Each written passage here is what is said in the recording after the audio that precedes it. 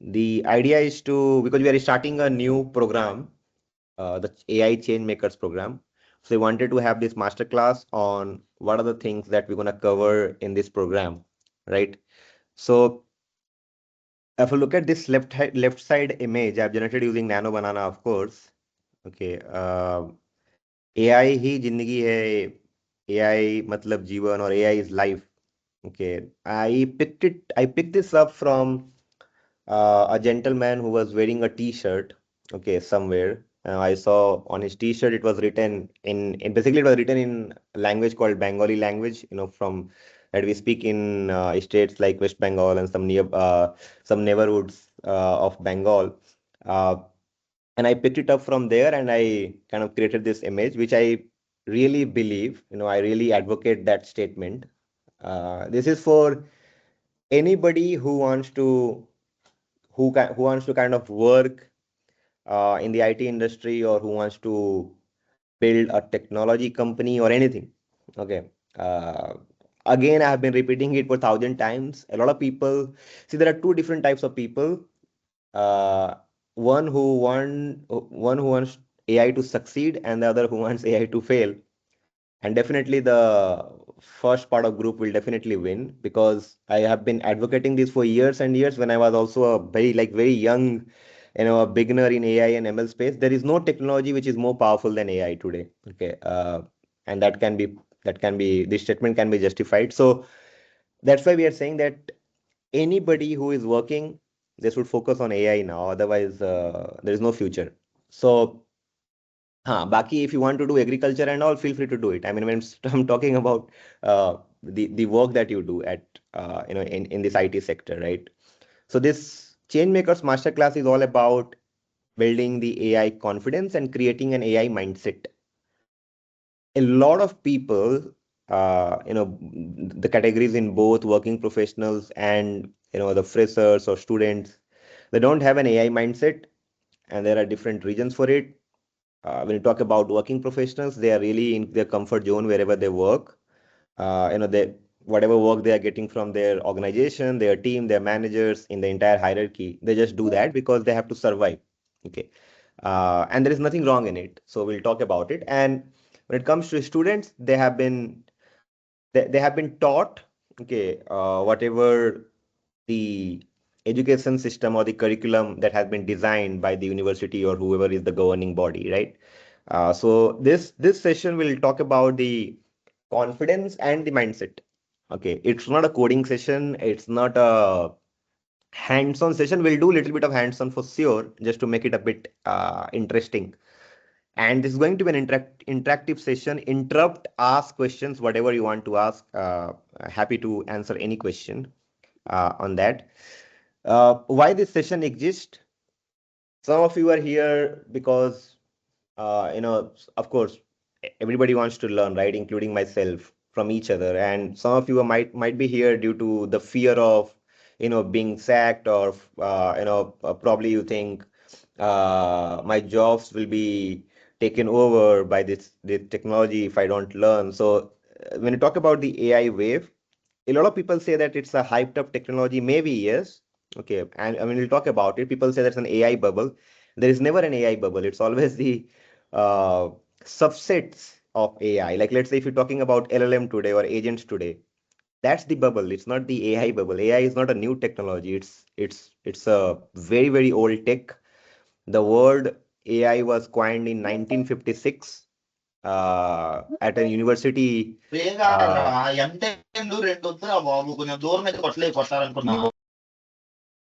Yeah, no problem. So as I was saying, right, AI is not a new technology. First time it was coined in 1956 at a university in the US called Dartmouth Conference by people like McCarthy, Minsky, and a lot of other pioneer of AI. It's not a new tech. It has been used in World War II. Turing used it for building a machine translation system or something to decode German language. So it's not a new tech. A lot of people say, anybody who says AI is a new technology, just leave the room. They don't know anything. They're just wasting your time over there. Okay. The terminologies have changed. It has evolved, of course. We started from even if you look at the algorithms like back propagation, it's so old, 1980s or early 90s. It's by no means it's a new technology. We have seen machine learning and then deep learning and a lot of other subsets coming up for different modalities like natural language for text, computer vision for media, and whatnot. The entire spectrum of this terminologies have changed. Okay, people are now started talking about generative AI because of this new era of models that can generate content or that can generate data. And now we have seeing a shift towards agentic AI, and we'll talk about these terminologies. So it's not a new tech, first of all. In if most of your leaders at your workplace, they'll be talking about it because they don't know anything about it. So they say, okay, AI is a new technology. We have to do this, we have to do that. Okay, so keep this in mind. Okay, and this gentleman that you see on screen, I'm really admire this guy. Okay, he started as a disc cleaner, by the way. He was cleaning dishes. Okay, and now become the CEO of Nvidia. I mean, of course, he founded and Nvidia next version of ideas, right? That's how we saw the full form of Nvidia. I don't know how true is that, but this guy said people using AI will replace people who don't, right? So which is 100% true. Okay, I mean, if you are really skilled in AI, I mean, you are someone who has to be uh, the least scared when it comes to AI taking over your jobs. If you have the skill, nobody will take your job. Okay, so that's really true. So why we are here is that we want to see what's happening, how we can create this confidence or the mindset.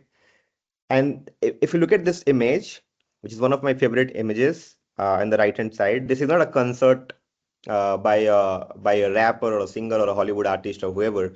This is from GTC 2024. GTC is NVIDIA's flagship conference.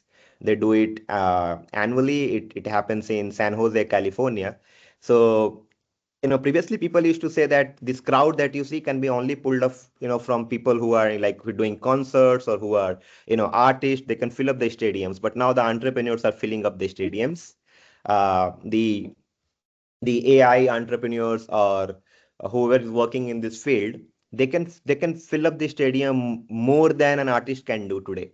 Okay, so this statement, when I say, or when I advocate for this statement saying AI is greater than anything else at the moment, I can say it 100 times.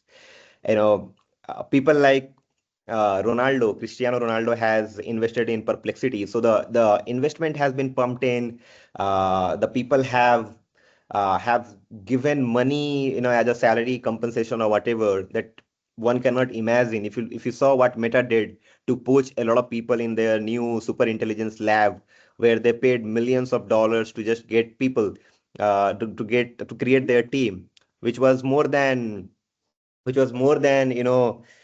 even a footballer don't get that money, right? When you talk about the transfers from one league to the other league. So ultimately, AI is greater than anything else at the moment. It's really for this mankind, or it's a great technology for the humanity. I'll say it can solve a lot of problem. And when there is AI, when there is a technology, or when something which is really growing up, we'll have, of course, both pros and cons, and that's everywhere. So we'll see how do we address those cons, or how we can mitigate those challenges. So keep this in mind, right? This is important for people who are not working in this space to know that you have to start working now in this space. But a lot of time people don't know how to get started or what to do, because of course for all the regions which exist. And the first one is too many AI terms, right? It's too many jargons that have been thrown towards you. Either you are working, or you are going to take some classes, you are going through some courses online. If you look at this word cloud that I generated, there are so many. Like, these are some limited 40-50 words, but yeah, every day you probably hear a new word when it comes to AI, right? So there is no clarity, only jargons that have been thrown towards you.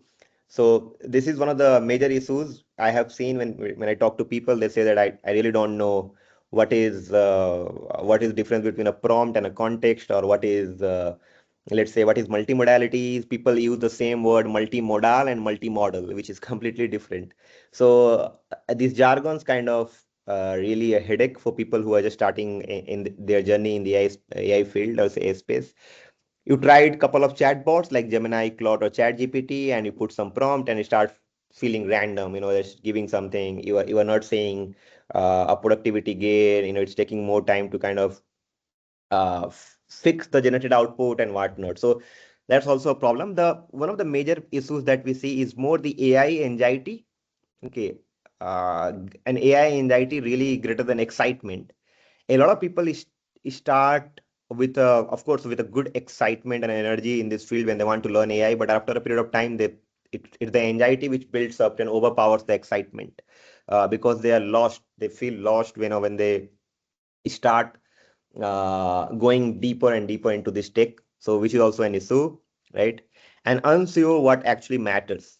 Okay, sometimes people really make it complex, a problem that can be solved without this new era of generative models or agentic AI, like a problem which can be really solved by a simple natural language model. They still go with building some wrappers around it, which probably is not required for a lot of other regions, right? It's not only about, okay, I have an API that I can call and I can just put a prompt and get an output. Just think about if you're really somebody who also thinks about sustainability, how much of carbon emissions that generate when you use a model. What about the regulatory body? So there can be a lot of issues when you work with this tech also. So there are a lot of problems when people where they feel stuck, and that's why I think it's important to learn from people who have been in the industry for a while, right? They can really guide you better. And that's why we wanted to take this masterclass or session. This is mainly for the overall program that we want to do. Okay, here I'm not going to, of course, share any courses. Up to you to decide. Uh, what this session is not that you see, I'm not gonna show you 100 tools, a demo. A lot of people do it for $9 per month or $9 per masterclass or $11 per masterclass. We are not doing that over here. It's not a tool demo circus where I show you 100 tools like Gamma or Perplexity and a lot of other tools. It's not that. Okay, it's not a coding heavy. If you really someone who really is very interested in coding and all, go to my YouTube channel named AI Anytime.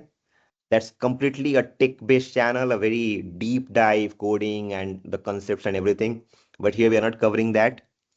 Not hype or jargon. I don't want to kind of throw any jargons or hype. Whatever I'm covering, we'll try to keep it in layman or very simpler terms. Not passive learning.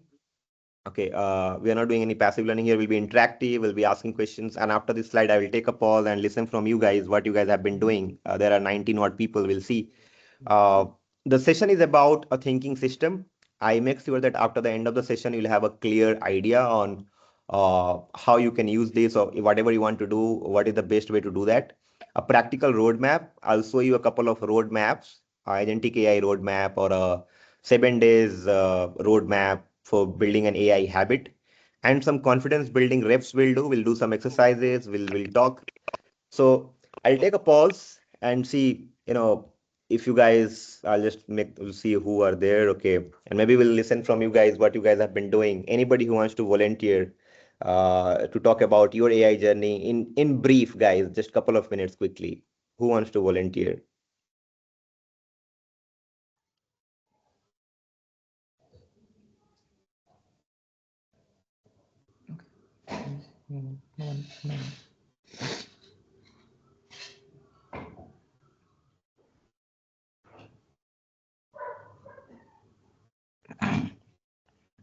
Nobody wants to volunteer. I mean, I'll quote Sam Altman, right? Sam Altman said the problem with Indians are that we are bad at communication. It's not to hurt anyone, but I think we are we are really not good in communication.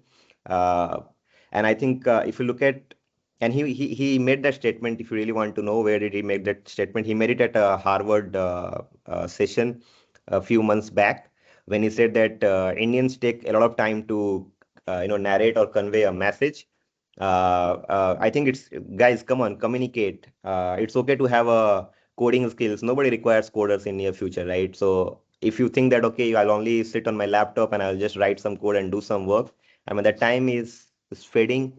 Okay, you have to communicate, you have to create your own identity, and you have to do a lot of things to kind of create a name for yourself. So again, I'm asking, uh, where are you with your AI journey? What are the things you are doing? You have any questions so far? Open up, guys. Come on. Yeah, so maybe I'll try to go. Okay.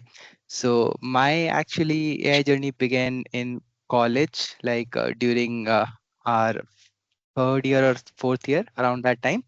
So as part of a club revolution, so we had a competition called Robocon. So there we used to participate, and there we first time used machine learning. That was not completely AI, but machine learning to train our models to identify the target where we want to throw our disk and also that was the problem statement. So there we used it, and at that time I started learning machine learning. Then I developed interest in computer vision, so I worked towards that. But after that, as soon as I joined industry, so like I didn't get any projects and all around that area, so that's why I didn't get time. So then I stopped doing that. But again, back to like few years, like 1 or 2 years back, again there is this hype around AI. I will not call it hype. Like there is some real application that is happening, some real application that is happening in our company also. So then again, I started getting interested in AI. I met with you guys like Venkat and Sonu, and then I started learning more about like this, what are the things that we need to learn to get like along with the AI, because there is this rapid change that is happening and it's very difficult as a beginner to catch up. That is where my problem actually lies, because someday I try to learn something, then next day I see that something else has been developed. So it becomes pretty confusing. So there is not a fixed roadmap like what you need to do. You need to stick to basics first, because if you try to stick to basics like maths and statistics, then it takes time. So that is where my problem currently lies. Completely makes sense. Thanks, Ankit, for volunteering. 100%. And I have seen Ankit is really good when it comes to the fundamentals of when I say coding or whatever is required, to grasp a technology faster, because he's really good with data structures and algorithms and a lot of backend logics. And I think it will be easy for you if we are just consistent. Okay. Uh, I think anybody else who wants to share their journey, and if you don't want to speak up, it's completely fine. Maybe just write it in the chat. We'll just take it from there. Yeah. Okay, let me ask this question. Okay, I'll ask this guy, Ritesh Patil. Ritesh, come on, where are you? Okay, I can see you on screen. Ritesh is part of our AI community. You tell us about your new journey and role at Entity Data. You have taken a Gen AI lead role. What's happening, man? So yeah, uh, I will introduce myself quickly. So a mechanical engineer turned into Gen AI engineer now. Not now, probably 3 years back into Gen AI engineer, and then from there it started like more of towards Gen AI itself, starting with creating chatbots, then creating production grade applications. Now using Agentic AI and agents in AWS and Azure. Here now we are collaborating with AWS and Azure team at itself, building hyperscalers for Agentic AI and all. So yeah, that is something that I'm working on currently, and it's good. Like when we see like people saying that AI bubble will burst, AI bubble will burst, and you correctly quoted that AI won't burst because it is from the day when these peoples weren't even born. And they say like AI bubble will burst, right? So first of all, they need to get a clarity that AI lied before they or their grandparents even existed.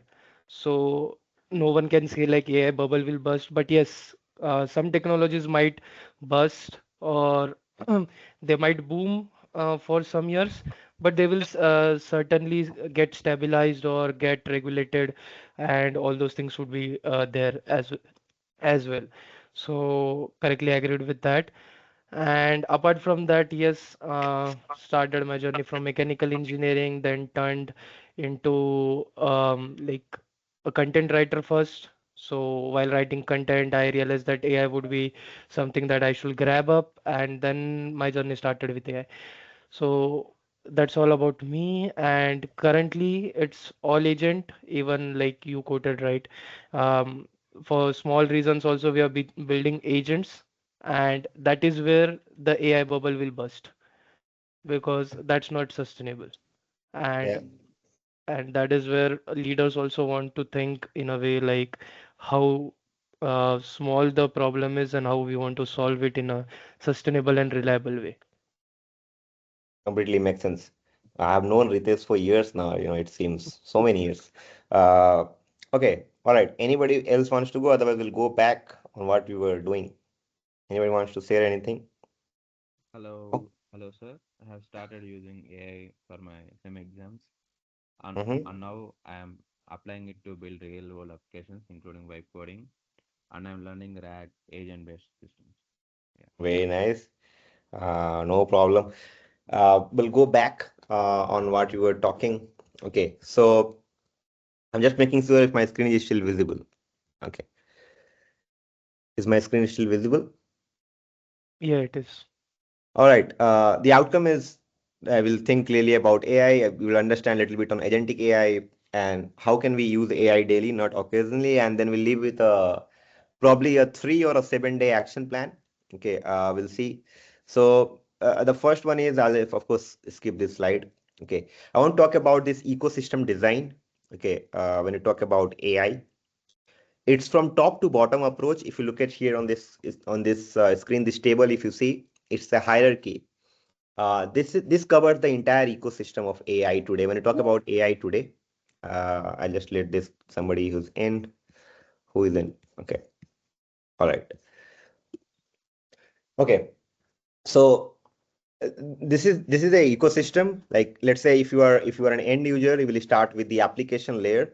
Okay, let's say if I'm using ChatGPT or if I'm using Gemini or Perplexity or anything, right? I'll be interacting with an user interface, right? And that's where the application layer we see it's an UI layer where user interacts with. It can be a desktop app, it can be a web application, can be a chat bot in WhatsApp or Agentic ID. A lot of people are now started using Cursor, Windsurf, and so on and so forth, right? So all this that you use currently as an end user, you interact with the application. That's where you get started with. Okay, uh, that's where we start, and then once we interact with this end users, and if you look at this journey, when ChatGPT was initially launched uh, 3 or 4 years back, okay. That time there was not an agentic workflow or none of these company were using agents. They just had an LLM within it, some system prompt, some guardrails, of course, some LLMs into embedded into these interfaces or like uh, and when you used to interact, they just used to use this model to generate answers. But now after this period of 3 years, of course, these companies have moved to agents because, and we'll talk what an agent is. They move to agent because they have to access a lot of tools, they have to access a lot of data sources, knowledge repositories, and a lot of things they have to do. They have to perform n number of tasks because they cannot just rely on LLM to get an answer. So all these applications are now mostly they are AI agent powered. So if you talk 90% of these interfaces that we interact with or this application we interact with, they all use either a single agent or a multiple agents in this application to perform certain tasks. So this is on the agent, and these agents are all LLM powered or they are all multimodal model powered. Okay, the agent is not a new concept. When you talk about agent, I mean we have seen agents like LIC agent or travel insurance agent. Okay, when you talk about a physical existing or a social being, when it comes to digitally, agent is also not a new concept. We have seen RPA based agent, RPA, which is an acronym for robotic process automation. We have seen rule based agent. We have seen stats based agents. When we talk about agents today in the AI space, we talk about LLM powered agents. So keep this in mind, right? So when you look at from the top, we start with the application. All these applications are now agent powered. All these agents are now powered by LLMs, and all these agents use some kind of tools. These tools can be a database where they have to fetch some information, or this tool can be some other details. Of course, in the end of the day, it's all like happening through some APIs or to fetch some information or some kind of functions. that they wrapped it in a tool, and these are used by agents to perform tasks. So applications powered by agents, powered by LLMs, and agent uses some tools. And now agent uses some protocols because there have to have data exchanges. Like let's say you are sorry. Let's say you have to exchange data from one system to the other system. There have to have some protocols. Okay, so now we have been started talking about protocols for multi-agent to agent communication. We have seen Google came up with agent to agent, A to A, and we have seen MCP coming up, right, as a protocol that has been really appreciated by the ecosystem. Okay, so now all these protocols are there, and there's one more interesting. Sonu, sorry to interrupt. I think your screen is not visible. A lot of people are. Oh, my screen is not visible. Okay, Yeah, yeah. I'll reshare my screen. That's my bad. Uh, I'll stop share and I'll reshare. Yes, yes, yes. Suddenly, people are joining. Okay. Yeah. Okay. I'll reshare. Let me know if my screen is visible now. Just a second. Yeah. Yeah, I can see. Guys, can you confirm whether you can see? Yeah, Just yeah. raise your hand. Yeah. All right. Yes, yes. All right. So I'll again start from here. So this ecosystem design is important for you to understand because this will give you a clear idea on what are the skills you need, or if you're building something, this is how you have to start. So if you look at this ecosystem design, as an end user, I'll be interacting mostly with application. So there is an user interface or some kind of interface that I will interact with. Like let's say if you have built a chatbot, and if that chatbot you want to integrate into WhatsApp, then I will be integrating with a WhatsApp number, okay, or a bot. So that becomes an application interface. Or let's say you are interacting with ChatGPT, Perplexity, Gemini, Claude, so on and so forth. It's all user interfaces. Okay. Or if you are writing code using Windsurf or Cursor or Tray or whatever, so we always start with application as an end user. If I'm a developer, then of course that's a different story. Okay. So it's from top to bottom I want to explain because this is important to understand. Now all this application, when we started when we saw the rise with ChatGPT and other tools, earlier it was all LLM powered applications. Okay, they were using some models like GPT 3.5 or GPT-4 in the beginning, and there were some system prompts, there were some guardrails, and all these applications were using LLMs. But we have seen a transition from LLM to agent, and we'll see why we have seen that. Okay, so all these applications today that we use are mostly agent powered. Okay, that can be a single agent or that can be multiple agents, depends on what platform you're using. And then all these agents that we see are LLM powered, right? I will not take a lot of time here. I already explained. So agent is not a new concept. We have seen a different types of agents. RPA. Most of the people who have worked in industry, they will know about RPA for for back office and front office and automations. They used to do that. So all these are LLM powered agents today. When we talk about agent, keep that in mind, right? LLM basically works as a reasoning engine because they can interpret languages, they can understand, they can generate. So all these agents today are LLM powered. But agent is again not a new concept, as like AI. I'm always emphasizing that, guys. Whoever says AI is a new technology, leave that room. It's not for you. You're wasting your time. Okay. Uh, all these agents that we use today, they use different kind of tools. Tool can be anything. If you have written a 2 plus 2 c equal to a plus b as a Python function, that can also become a tool. A tool can be an API, tool can be an integration with your databases, a tool can be a file reader, tool can be anything that agent will use to kind of fetch some information or perform some kind of query or do some kind of tasks. So application powered by agents, agent powered by LLMs, and agent uses this tool. Now, couple of more technical things which probably will require a different session is protocol and memory. And happy to do that. There are some videos on my channel as well in detail. Have a look at those videos. Protocol is also something where, let's say you have multiple agents, then how do those agents communicate with each other? So there has to be a defined rules or some guidelines. That's what a protocol means, right? So we have some protocols for there. A protocol named MCP, Model Context Protocol. It became really popular in I think almost last 1 year for all these tool integrations and compatibility. So we have seen that. And memory is important because even if you look at today, there is this is a big problem. Okay, the only main reason or the main issue I see with agent is memory.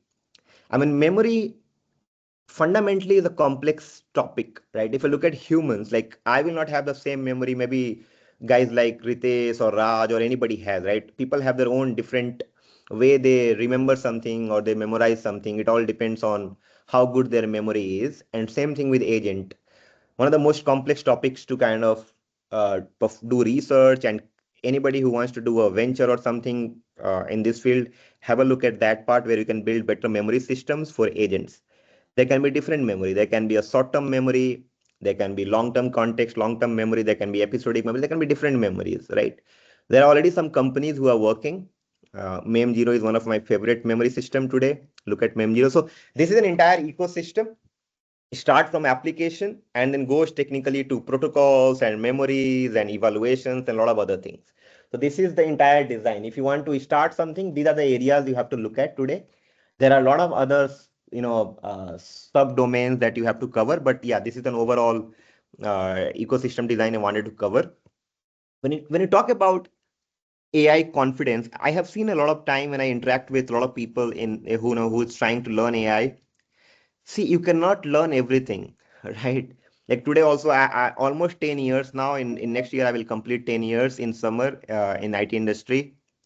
I also don't know everything. I mean, it's very difficult to know everything in this space. People who have spent, years and years and they have done PhDs, they also don't know a hell lot of things in this technology, right? So confidence doesn't mean that you have to know everything. Okay, whatever you know, you should know that better than other people, who have been doing the same thing. When you interact with AI systems or when you're interacting with any modern day agents or agentic AI, these are the three things you have to do. Okay, clearly. Most of the time, I see people don't ask right questions. It's easy to blame that, okay, this AI system is not generating right answers. It's not giving me the correct outputs. Maybe you are not asking the right questions. Okay, there is a way you have to ask or interact with natural language systems, right? These are all machines. They are not human, that they can understand your slang or your lingo or your accent or whatever. Like when I interact with my other friends, I can talk in some hidden codes also or languages, but it's not the same thing when you work with AI systems. So you have to ask better questions and you have to give clear direction. You have to, like, let's say if you're working on a very complex task and you give it to an AI system, you have to basically create smaller segments or smaller chunks of those tasks, right? Break it down, those tasks into smaller segments. So that is important. So you have to give clear direction. And when the outputs are generated, this is where the human element or the human part comes in, which is reviewing the output critically. Okay, you have to look at the output correctly. If that output is correct, you have to have some kind of evaluation methods, for everything that has been generated. So we'll look at some buzzword detox, which is important to understand when we talk about today's world agentic AI. Okay, first we have to understand it's not magic. Okay, it's not at all magic that, okay, you realize something and you just ask it to do and it will do it all the time. It will definitely make mistakes. Not autonomous chaos. Okay, it all depends how do you build your system, and not replacing humans, at least not for next couple of years, for sure. Okay. Uh, those are all bullshit when people say that, okay, it's going to replace me next year or something, AGI is coming. It's all, don't listen to them. For now, just focus on what you are learning or what's your learning curve.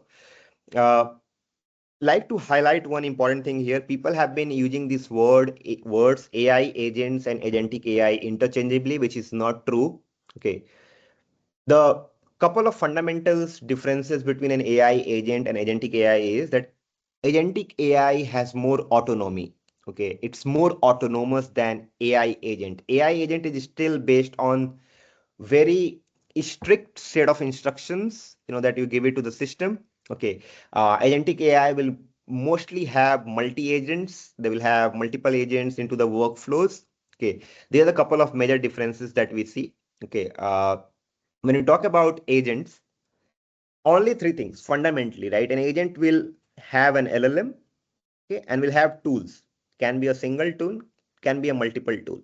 Okay, these are the three things. If you look at this image, I like to credit this guy, Daily Dose of DS. We have taken this picture from some of his study materials.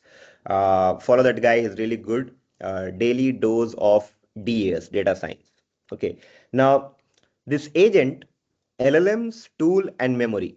Memory can be an optional thing if you just started your learning learning curve. If you're on learning curve, you can just read this memory on this journey later on. But LLM and tools, you should tools are important. If you're not using tool, you just have an LLM and just giving it to an agent, it hardly makes sense, right? So the core idea behind this entire agentic AI or agent are like to have this loop that you see. Agent has to have a goal and a purpose. That then you are using an AI agent, it will break your tasks into smaller tasks or subtasks for all the atomicity thing that you use. It will execute this task, and the idea is that when you design this agent, of course there are different types of agent design patterns or orchestration patterns. Like we have reflection agent, we have a lot of other agents. uh, Sonu, Sonu, sorry to disturb. I think your screen again got struck. my screen again still got stuck. I think this, okay, something wrong with Teams. I will reshare my screen, so sorry. All right. So the good question. So guys, some of you, who are in my team, please let me know the questions. I'm not able to see them. Maybe I'll probably see it here. I'll take that question in a bit. AI agent is subset. Yes, 100%. Okay, agentic AI is a broader spectrum. Okay, but these have been used interchangeably. Okay, as I said, right? Agentic AI has more autonomy. AI agent is still very rigid when it comes to you set some instructions and then you just follow it. So Agentic AI also has different design patterns, which is a very interesting topic. I don't like to go that technical today in this topic. There are reflection agents, there are React loops, there are different types of agent. We'll talk that in some technical deep dive later on. Just keep in mind that when you're working with agents, okay, these are the things that you will cover. Okay, LLMs and tools. The idea is that people have been asking this, right?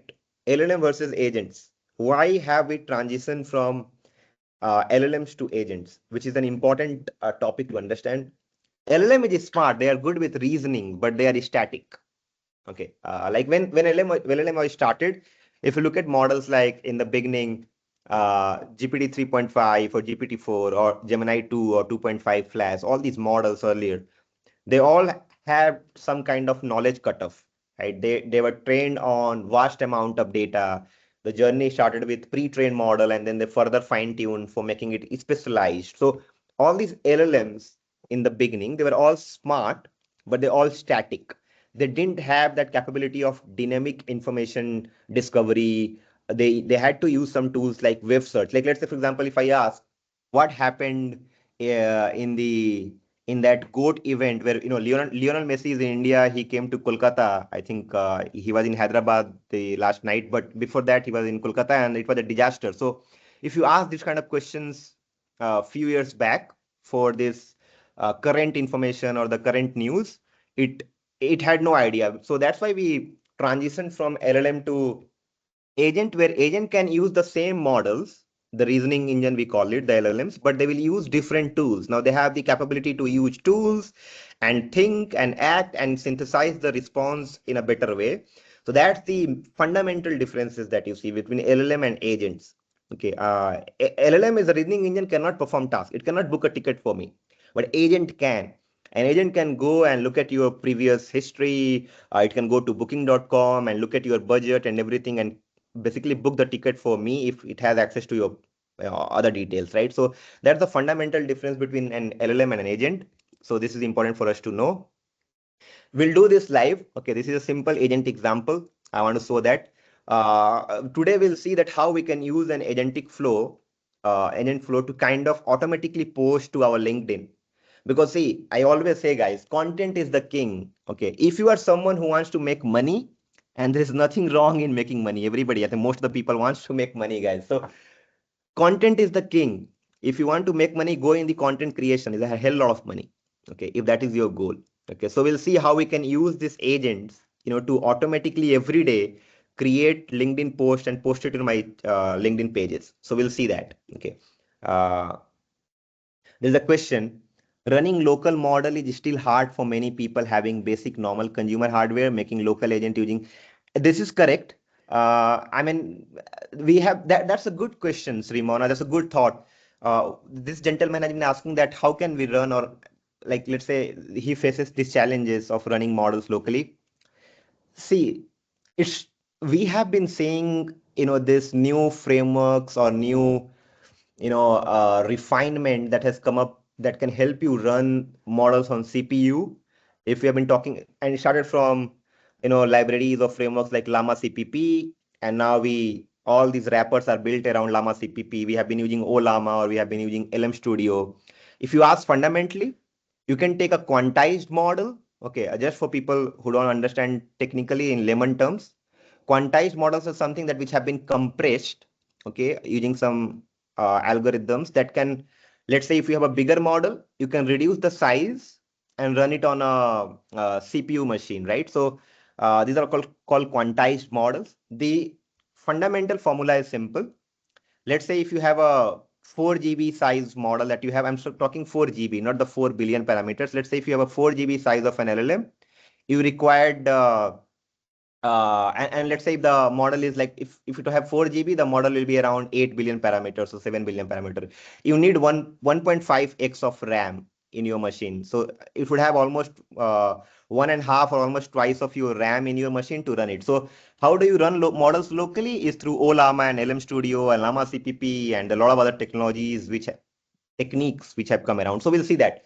Now, this agent example, I'm going to show you that how we can use, and I will give you this, so you will run it with me together in this session itself. I'll talk about this. I'll come back to this slide in a bit. See, a lot of people say that I am not technical.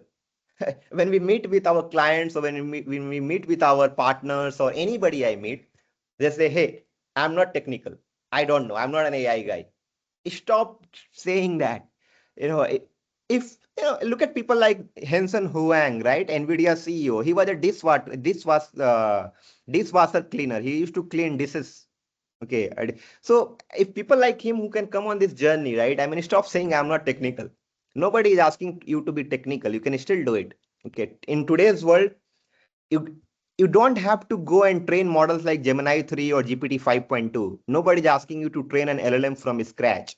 We are just saying you should just know what you want to do. You have to be very clear in your thought. You want to build a product, you want to provide services, you want to build something, and then do it on this journey, right? It's not about coding, it's not about mathematics or complex setup. Today, technology is very easy to learn, and I can prove that. We'll prove it today. Okay. So stop saying that. Okay. I'm not technical. I don't want to hear that from next meeting or next session. Okay. Now, how do we build agents or how do we build these systems, right? Whatever people have been building globally, what are they doing, right? So, of course, there are two different ways of building things in this IT industry.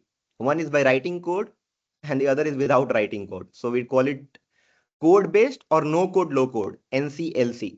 Okay. That's in the acronym. They use it in industry, right? So when you talk about code base that I'm not touching today, these are the libraries and frameworks you can use it. And there are thousands of other libraries that you can use to build it. Okay, I'm not going into it. There are easier way to build now, no code for people who don't have technical expertise. Guys, this is the power. This is the power of community. This is the power of this technology that you don't need a technical co-founder today. If you are a solopreneur, I know a lot of solopreneurs. They have been making money. They have their revenues in 6 digit. Okay, their ARR is in 6 digit. You don't need technical people now. I'm telling you. Okay, at least to get started and raise fund. Once you raise the fund, after that you can hire a lot of people and they can do the task for you. But at least in the beginning, it's today this is a power that community has empowered us so much that we can use these tools to build solutions faster. So when I talk about no code solution, we have tools and platforms like N10, we have Flowwise, we have make.com, we have DeFi. We'll see N10 today in this session.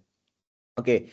When I talk about cloud-based, which are more hyperscalers, like if you're working in the enterprises, if you're working for bigger corporates or enterprises, you will be given license for this cloud. If your company is working with Google, they will give you Vertex AI licenses. If you're working with Amazon or AWS, you'll be working with Bedrock 100%, hands down. If you want Azure favorite, Azure AI Foundry, because Microsoft keeps giving free money credits, okay, for people to use. So this is couple of things to keep in mind. This is how you can build agents. Okay, so we'll build it. We'll come here and we'll go back to this slide. Okay, before I go into and giving it to you and building this, uh, one industry use case that I want you guys to go home after this or wherever you are, go and watch this video on YouTube. This is a validated use case from Uber. Okay, Uber, and this video is available on YouTube. Okay, if you scan this QR code, or I'll give this probably link later on the email.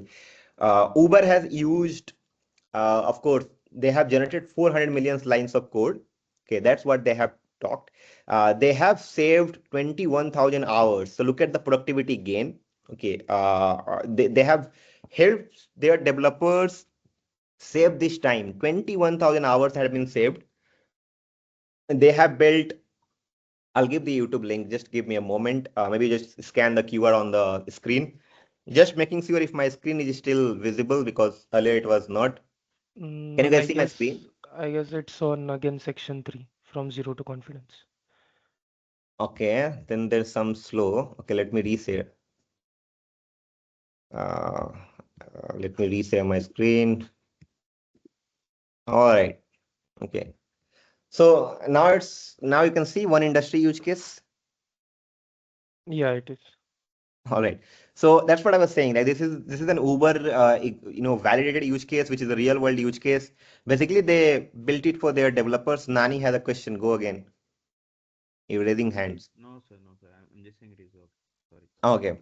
Uh, the use cases that they worked on, okay, they were basically helping their so they did couple of things, okay, on their developer platform. So they have a developer platform internally. They were working on both greenfield and brownfield projects. If you are not aware of greenfield and brownfield project, greenfield is something where in an enterprise where you start a project from scratch, which is a very easy thing for AI. So in enterprises or bigger corporates, when you work with software development lifecycle or SDLC or HTLC, greenfield is always easier to work because you will have completely everything to do from scratch. So AI is really good to generate code and have a PRE document and start working on that from greenfield.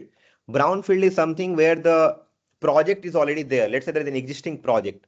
You have written a, you have built a software using COBOL or Java mainframes or something, and now you want to convert that to the modern Java, the EEs and Node.js and Python. That's where the challenges comes up. That's where the AI kind of makes all the blunders, right? So they have worked on both, and what they did at Uber, they built a text to SQL model, if I'm not wrong. And they built a testing workflow where they were generating test cases and unit test cases and test documentations for their code. And they help their developers save a hell lot of amount of time that you see, 21,000 hours that have been saved from Uber. And they built this using LangGraph. It's LangGraph is a orchestration framework that people use it to orchestrate agents. Have a look at LangGraph, which is really powerful based on graph. So you should look at that. And this video is a must watch for everyone. Technical, non-technical, doesn't matter. Even if you're non-technical, if you watch this video, it will help you learn how to do a product pitch or how to go on stage and talk. So this is important. So watch this. Now, what I'm going to do is I'm going to show you this, right? I'm on something called N10. Okay. If you don't know N10, just go on n10.io. Okay. N10 is uh, an automation platform, you can see. And I will give this, let me stop sharing my screen for a moment. I will re-share my screen. I have to, but everybody just go on this n10.io. Let me share up my screen here. Okay. And let me just put this in chat. Okay. I just put this in chat. Go on n10.io and create an account quickly. It gives you a free account. I'll just wait 2 minutes and then again I will start doing. I know not everybody will log in, but yeah, few people will give it some time. It gives you a free account. Okay, just sign in. Okay. Meanwhile, I will download this and I'll put this through a drive link. Just give me a moment. People have been Still joining. They are dropping. They have been joining. They are not sure what to do. Okay, that is completely fine. I'll reshare. I'll share this here. Let me just do that on Drive. Okay. File upload. Desktop. LinkedIn auto poster. Continue. Done. Okay, I will put this there with everyone. Oh, LinkedIn auto poster. Share. Anyone with the link, copy. Okay, I'm putting this in chat. In this chat, you will find out a Drive link. You have to download that file. It's a JSON file. It's called LinkedIn Auto Poster. Now I'll share my screen again. Okay, let me share up my screen here.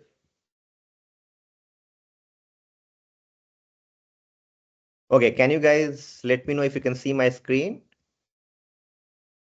Yeah, it is visible. Okay, we'll check how many of you have signed in into NA10. Are we ready? You guys want to take a minute more?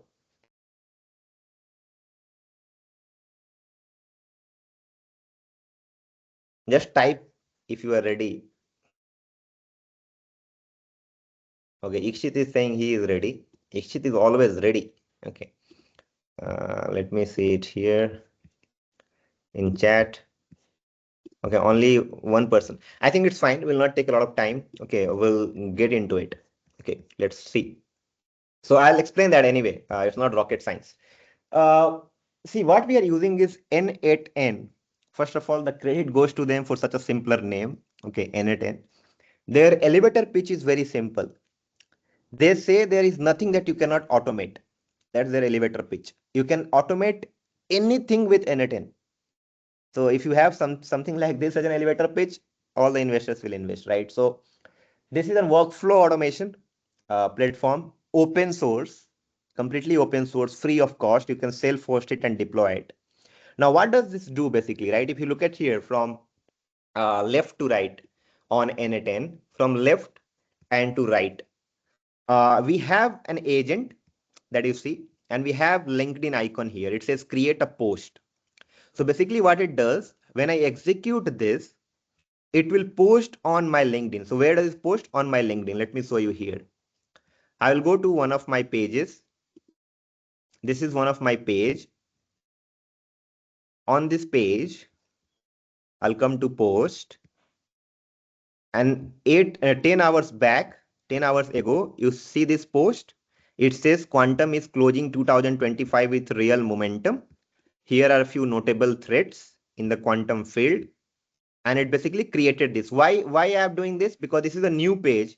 I have been working on something in the quantum area. It's very something which isn't technology which really excites me. So I'm learning. Yeah, it says 14 days trial. Yes, 14 days is enough, my friend. Okay, to at least get started. So after that, you can self-host it through on your own cloud or on your machine through Docker and something. And if you want to use their cloud services, you have to pay $24 or $26 per month.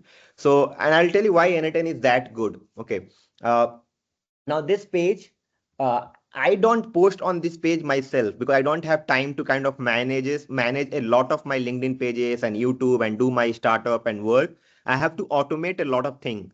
That's why people say, Sonu, how do you find time? Boss, I find time because I can automate things. So I don't have to do it by myself. So the idea is, if you look at this, such a beautiful post it created, like the last night. It gives you the link, it gives you a call to action, and it also generates an image. This image has been generated through a model called Stable Diffusion 3. It's an image generation model. You can use any other Nano Banana or GPT-5 or whatever model we can use, DALI 3 and all. That's not the ultimate idea. The idea is, if you look at here, we have something called schedule trigger. Now, what does schedule trigger mean? Okay, so all of these things that you see, it's called a node. If you work with graph, right, if you would have seen trees and graph, you have nodes and edges. Okay, so these are called nodes and these are called edges. Whatever is popping out or coming out of this node, node, right? These are all edges. Now, if you look at this, I have a schedule trigger.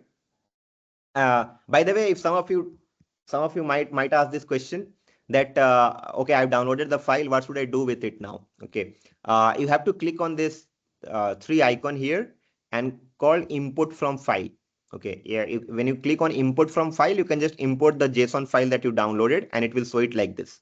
Okay, so just click it over here and import it. Now what it does is the first node that you see, it's called trigger. Let's say on my LinkedIn page or my LinkedIn account, every day in morning 10 a.m., I want to post about my areas of interest or my topic. So what I'm doing, I'm having a trigger. Right now it's every minute.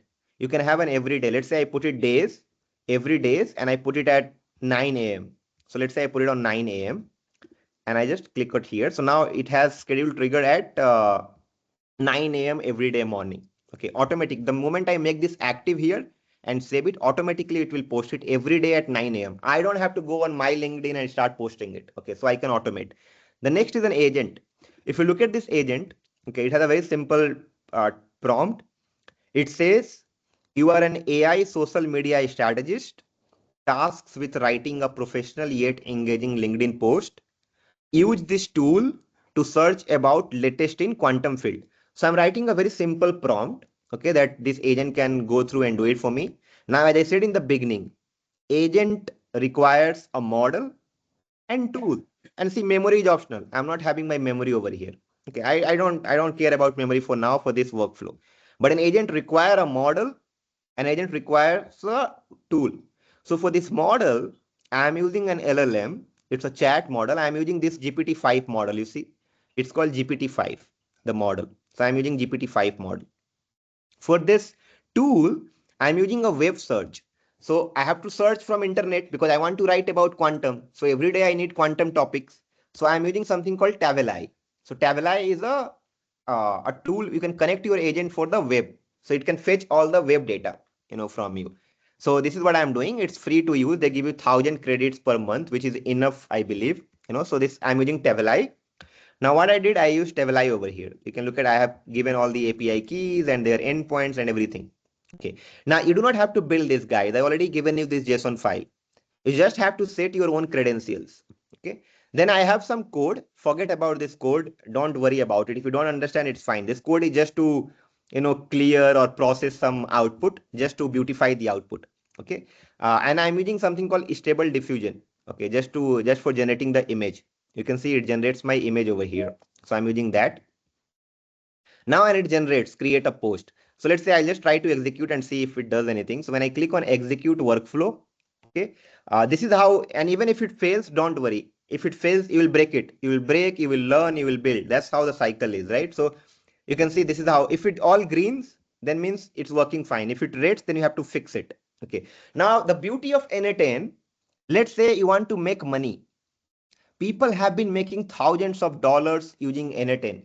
They create all these templates and workflow templates, and they create a GIF file and they start selling it on platforms like Gumroad or Lemon Squeegee, or you can have a Razorpay. You can sell these workflows wherever you want to sell.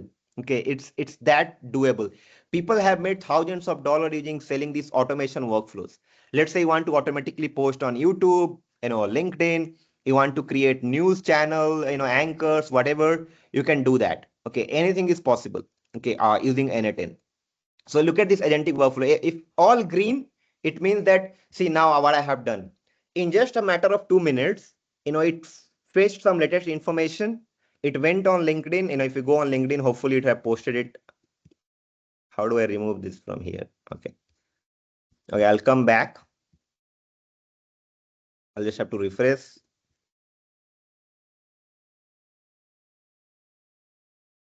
And boom, you see now, you see this now.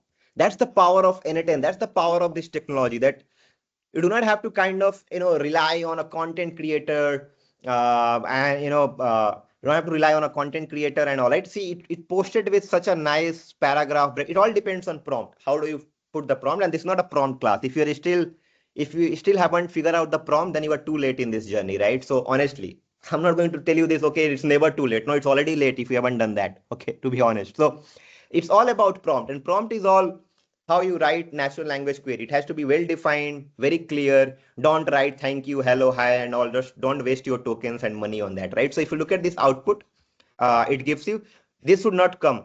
If you look at this, in my case, it has written here is a concise professional post. This line should not come. So you have to write in the prompt that don't do any additional commentary or something. But if you look at this post, it has written this quantum post and it created this image and automatically posted with hashtags. Hashtags are also there. So I can automate this content creation and this posting or anything else using Annotate or any other tools. So this workflow is there with you. Go ahead, take this workflow and build other workflows like this. If you need more workflows, reach out to me. We'll see how we can have some work around how we can work on that. So this is on something that I wanted to show. We'll go back here. Okay. Now, when you work with tools like Annotate or Flowwise or some these kind of tools, you cannot say I'm not technical. I mean, nobody's asking you to be technical. You just have to, get your job done, right? So that's why you should use these kind of automation platform. Now, the key takeaway from this particular section is that it's not the responsibility is not with the agents or the AI system.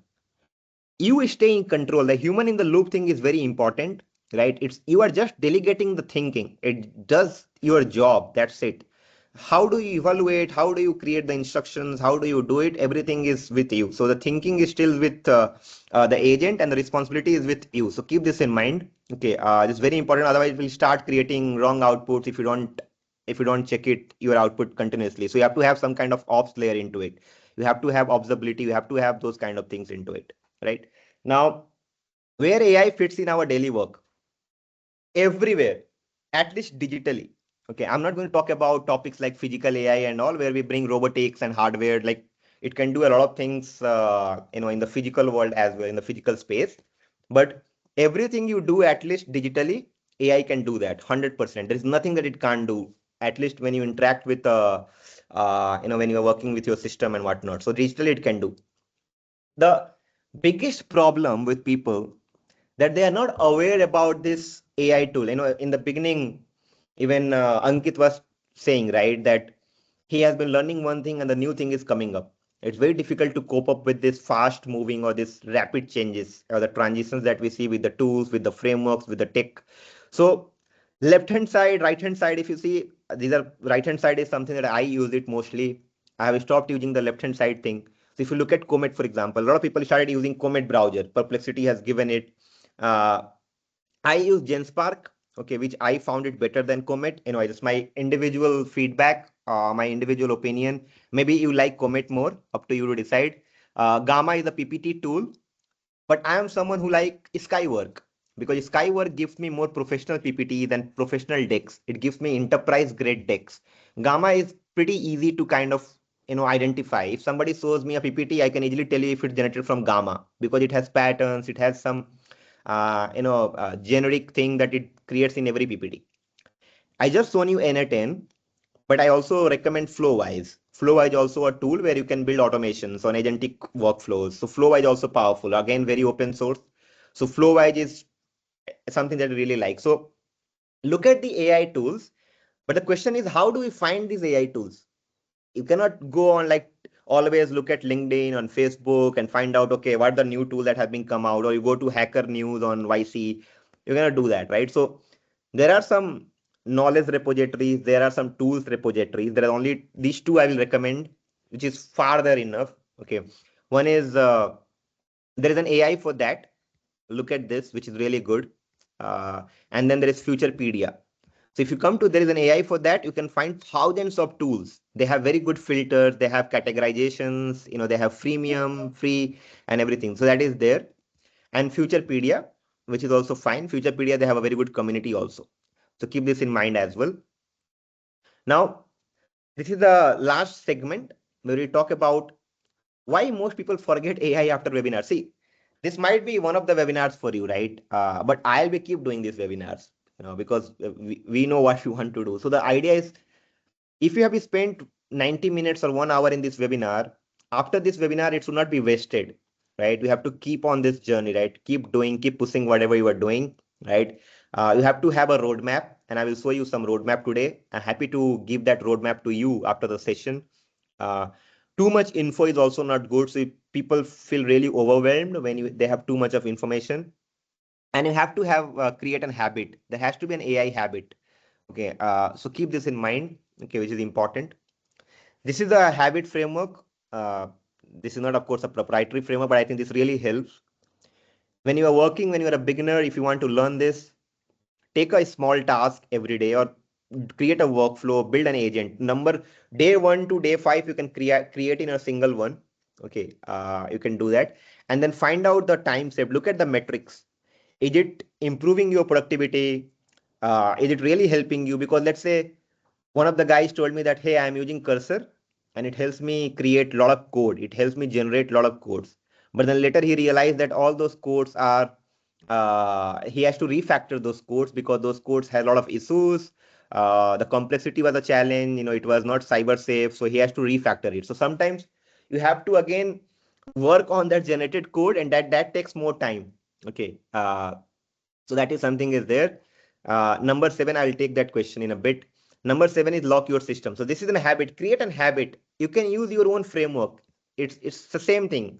One suit does not fit all philosophy, right? You have to create your own way of doing it. There is a simple metric you have to identify. Are you saving time? Okay, if you're saving time, then it's good.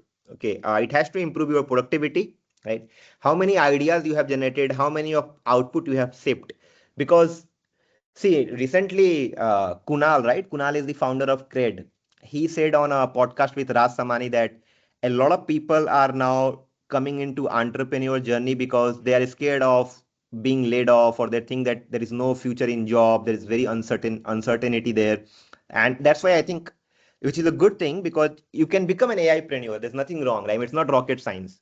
Okay, the only people sitting in Silicon Valley can build a startup. It's not like that. Okay, you just have to understand the processes. Okay, this is the AIpreneur framework. This is the 7 days framework I have. Here is the Notion template. I will give this Notion template link after this session. I have a road framework. It's called finding out real problems, filter the opportunities, build the agentic system or product, and then just distribute and launch. So this is the road framework. This is the Notion template that you see. The question is, how do we find out problems? Okay, because a lot of people say, okay, I'm not able to find out the problems which is required that I can build it and I can ship it on, like, let's say, Product Hunt or Indie Hackers or Twitter or LinkedIn, wherever. Here is how you can find out some problems. You have to spend time on Reddit. Go to this threads and subreddits like SaaS and startups and entrepreneurs. Look at what people are posting. What are they asking for? So you can look at Reddit. Reddit is your source. If you want to become an entrepreneur, you have to spend more time on Reddit and stop wasting time on Instagram. Okay, that's the ultimate thing. So you have to go on Reddit. You have to look at this. How do you search in this framework that you see? To becoming an AIpreneur, or you want to build a venture, this is a template that you can get started with. It can really give you a good idea on how to start up, approach your clients, how to find out early clients and early adopters. You can look at the YouTube comments, existing products, go on these tools, G2, Captera, look at the negative reviews and filter it out and build something of your own. So this is something you can look at it here. uh, we have this opportunity filter. These are the 4 things you have to look at: frequency, friction, flexibility, and first buyer. If any answer is no, kill it. Okay, this is something you have to look at. So this framework, I will not take time on this framework because this will take time. This entire framework is available for you. You can look at this framework and you can start your journey in this AIpreneur thing as well. Okay, your commitment. This is what I want, a commitment from you.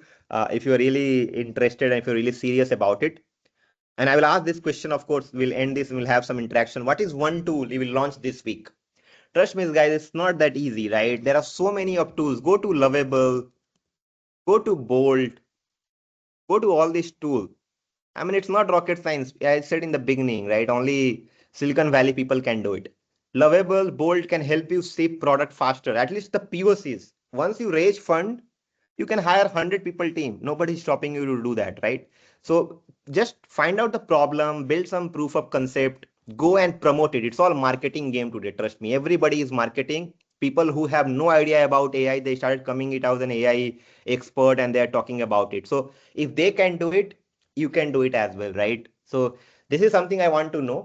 What is one tool you will launch this week?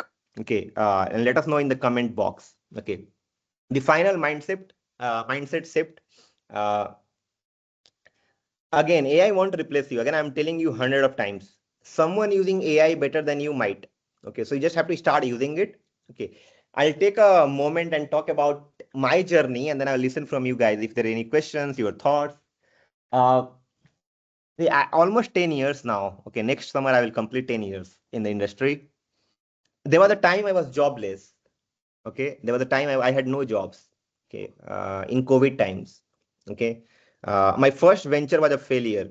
My first venture completely failed. Okay, it was in 2019 I did my first venture. I completely failed in that. I was jobless for a few months. Okay, and I had no money, trust me. And I'm someone in my family, okay, who has to take care of the entire family. The entire family, all the sister, brothers, my parents. I have to take care of everyone, right? And but I didn't give up. I have always been focusing on the fundamentals. I have been focusing on to master this technology. I am someone who believes in becoming a specialist, not becoming a generalist. I'm telling you guys, stop believing in becoming an AI generalist. People are selling their courses. I will not name them. You know whom I'm talking about. Become an AI generalist. Do this, do that. Become a specialist. If you are a specialist, it will take time for people to replace you, and I have worked hard on that journey.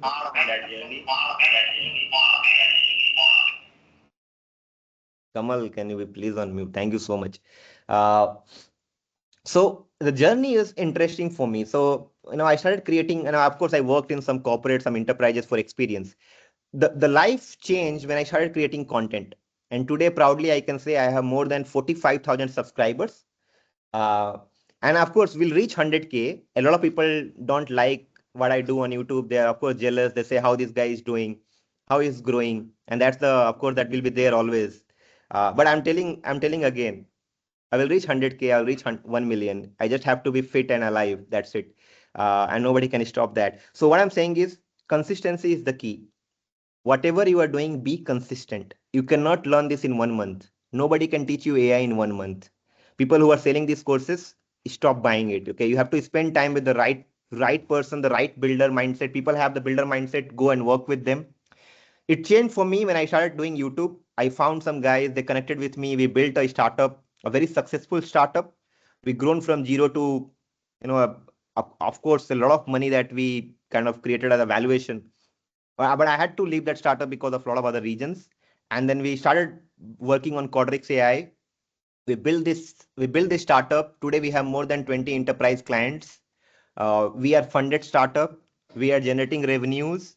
We have a very good financial projection for the next year. We have some booked revenues, good figure, good numbers that we have, more than $1 million. So we are doing good, and then now life is a bit better. Okay, and this I feel that I have this responsibility of imparting this knowledge or sharing this knowledge, because I see a lot of people are making fool, right, in what they do, this whatever they do. And that's why we started this AI Anytime community, AI Anytime YouTube channel. Our community, we just empower open source, completely free.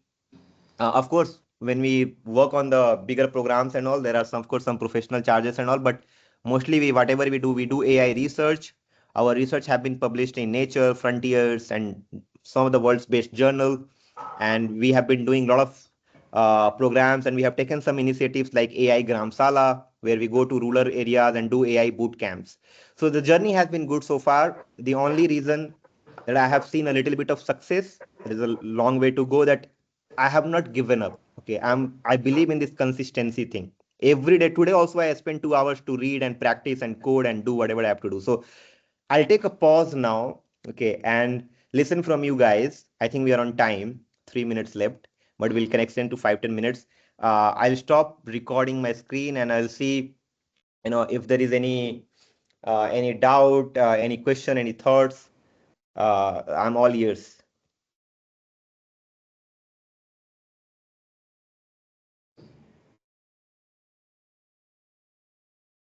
Those questions are answered, I think. Okay, thank you, Ankit. Somebody asking, help me to learn N10, especially look at the YouTube channel, Avi Thakur. The N10 playlist is there. Look at that, that will help you. Okay. One thing before that, before I wind up this, I will show this learning roadmap. I forgot because a lot of people are asking about it. How DevOps and cloud person can adopt That's a very good question. I will answer this question by Anurag. This is the learning roadmap that you see. It's a learning roadmap that we have created. It's called AI Agents Learning Roadmap. Okay. Anybody who wants to learn, they just have to follow this roadmap. They will master it because I have got some good feedbacks on this. Track your progress. We have set your learning goals, time commitment. Everything is well organized and structured. Your primary goals, your focus areas, your learning phases. What should you learn? So we have categorized this into 3 months. So this is a 3 months learning roadmap. First phase is foundation of AI agents. Second phase is projects and integration. And third phase is specialization and productization. So you can take it to productions and all. So if you look at the first phase, every phase has its own topics, subtopics, what you have to learn, some resources. All these are hyperlinks. You can go and it will redirect you to those links. You can learn from there. It also has some videos and everything, project, what to do, what not to do. So all these phases are well structured. I've got some really good feedback on this. You can look at what video to watch. Not only my videos, you can watch a lot of other videos as well. That's there. Okay. Specialization. Look at this video and all is there. Go and watch it. I'll give this roadmap for you guys. Your learning resources. A lot of people ask me, what are the website or what are the sources I have to go and learn?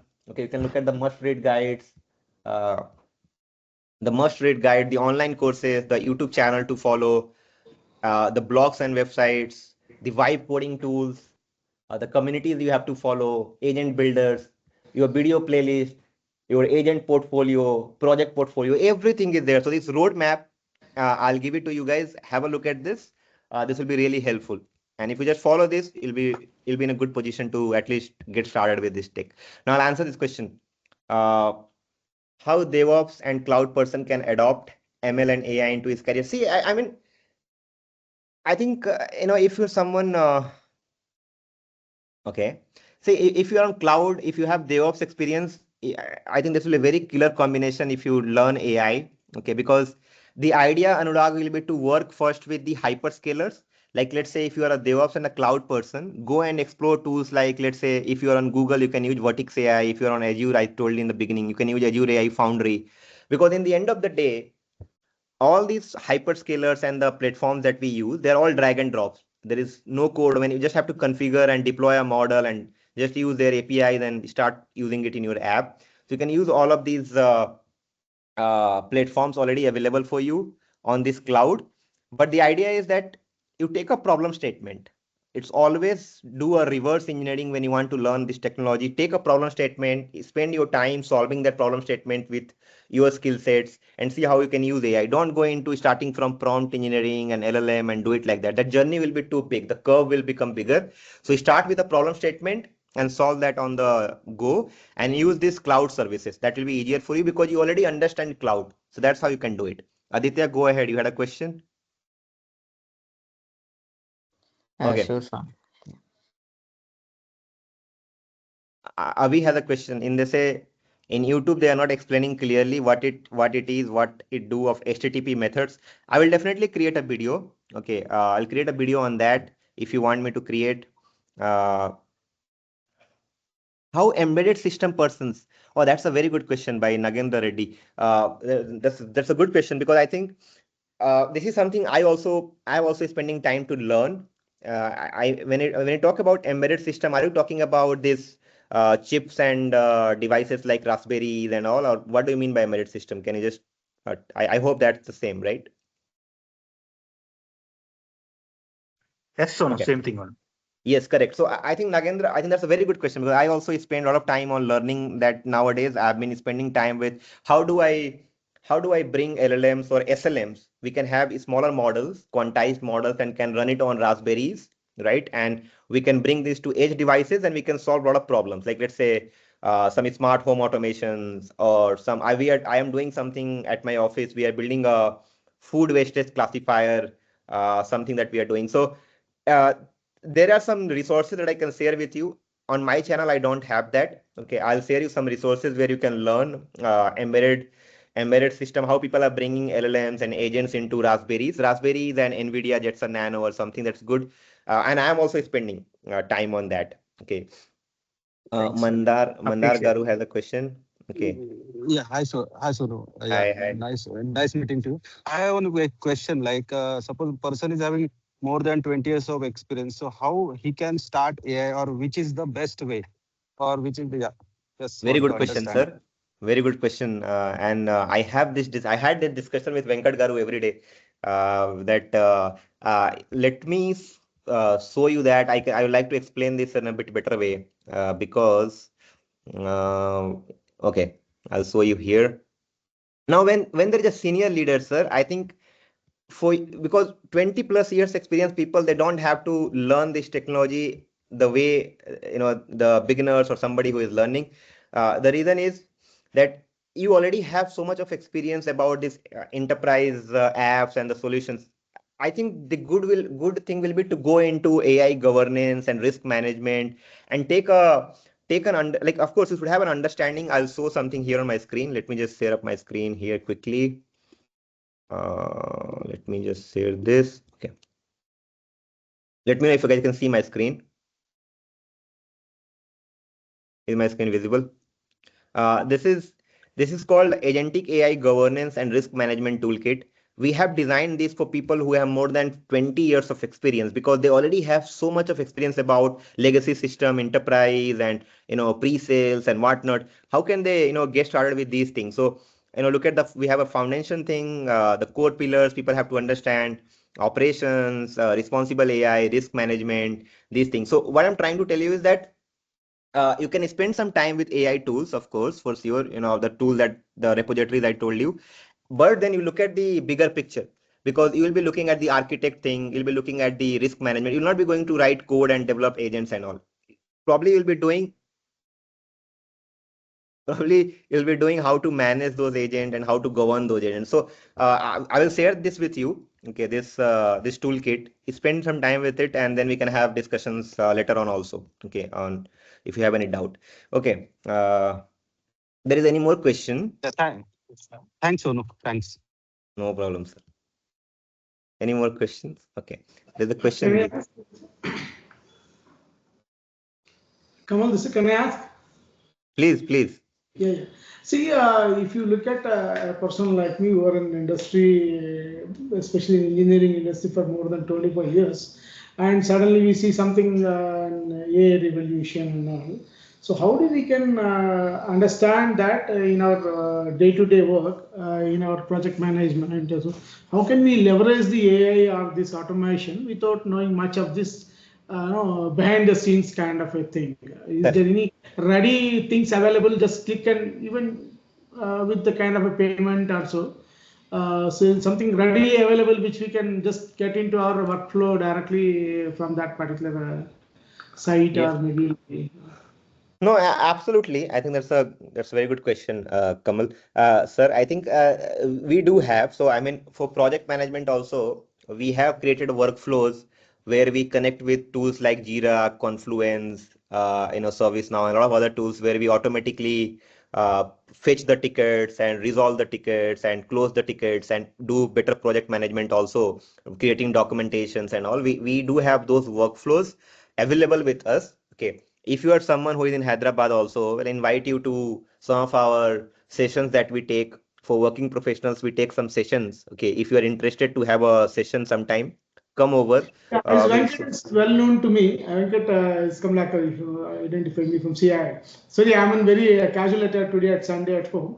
no So problem. Venkat is well connected to me. We are, Then it's wonderful. not just for me. We have a lot of other industries around us with a good ecosystem. Probably we can think on that. Venkat, you can look into it. So as we had a conference, the kind of meeting we had it on a CA office, similar thing we can plan on. Thank you.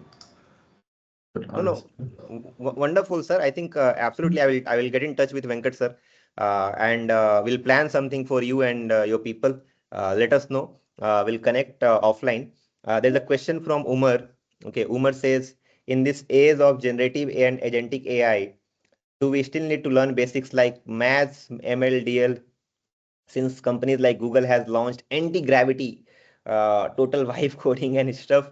Umar, very good question, man. I think there has to be a bit of fundamental understanding if you want to go long in this journey. Okay, let's say if you are just starting your career, do vibe coding. Nobody is stopping you to do vibe coding, but find some time to also. I'm not saying to do PhD in math. Don't go and look at those complex algebras and solving probability theories like Bayes theorem and all. But you should have a basic understanding of how an algorithm is working. What is a little bit of theory behind those algorithms? Like let's say how neural network works. Uh, how back propagation work. What are the learning rates and all. Basic understanding is good, because then if you have that basic understanding, you can go deep into this journey, right? And do vibe coding. Use vibe coding to accelerate your work. Let's say if you are building something, use vibe coding tools like anti-gravity, but focus on fundamental as well. It's really going to help you only. You just have to manage some time to do that. There's a question from Kalyan. There's a lot of hype around AI, which makes it hard to know what really matters. How can we stay focused on what's truly useful? Very good question. See, four or five major things. This next couple of years, we'll be talking about agentic AI for sure. Okay. So as we already know that, okay, next 1 or 2 years, we are talking about agentic AI. Let's revolve around it. So the topics in agentic AI, right? We have memory system. So we have to study and work and create systems in memory systems. We have to use orchestration frameworks, libraries. So let's focus on that. Let's use this. We are talking about MCP. So MCP, memory systems, different orchestration frameworks. I'm not saying that let's start learning Pydantic and LangGraph and small agents and Strand. 2 or 3 is fine. If you have 2 or 3, it's okay, because if you can understand these 2 or 3 or anybody else, they can easily transition from that to other. So these 3 4 things are important, and create your own roadmap.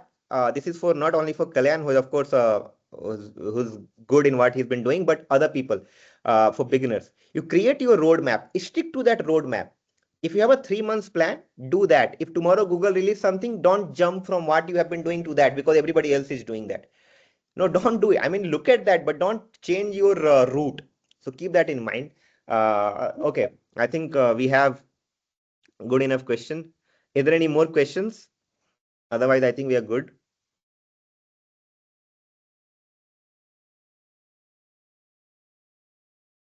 Now, all people are going with LangChain, not for automation. I don't think that's 100% true. Basically, people have literally slowed down their use with LangChain. LangChain is good for building, not LangChain is not really that good for production grade application. I mean, of course, people have been working with LangGraph for building orchestra like agents, because LangGraph is stateful. It has better memory management and all. But LangChain, I don't think people are building it for production. See, automation. I'm going to talk about automation. Uh, when you talk about automation, it all depends on people are technical. Do they really need to write code in LangChain? Can n8n do the same thing? Can n8n do it on scale? These are the questions we have to answer, and we have to be clear in our mind before we take a library or a framework to use. If you are comfortable using LangChain to build the same thing and you can do it, it can take you 2 days to build it, then do it. If it takes 2 months or 1 month, why would I spend my 1 month? I can just do it in n8n in 2 days, right? So it all depends on those questions. n8n is equally powerful for automation, but yeah, people also build it using LangChain. But I'll say I'll ask you to refrain yourself from LangChain. Okay, if you are building some production grade system, look at LangGraph, look at other frameworks. That's probably better. Okay. Any more question?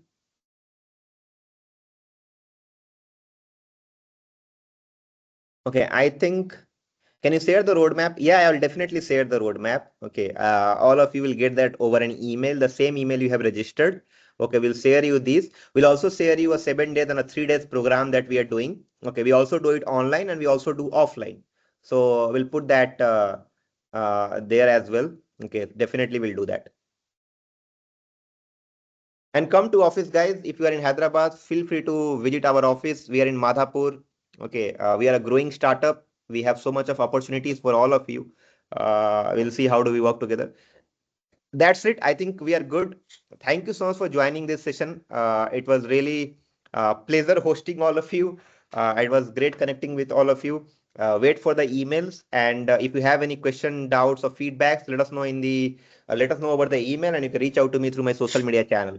Thank you so much for your attention. I wish have a good day, and thank you so much.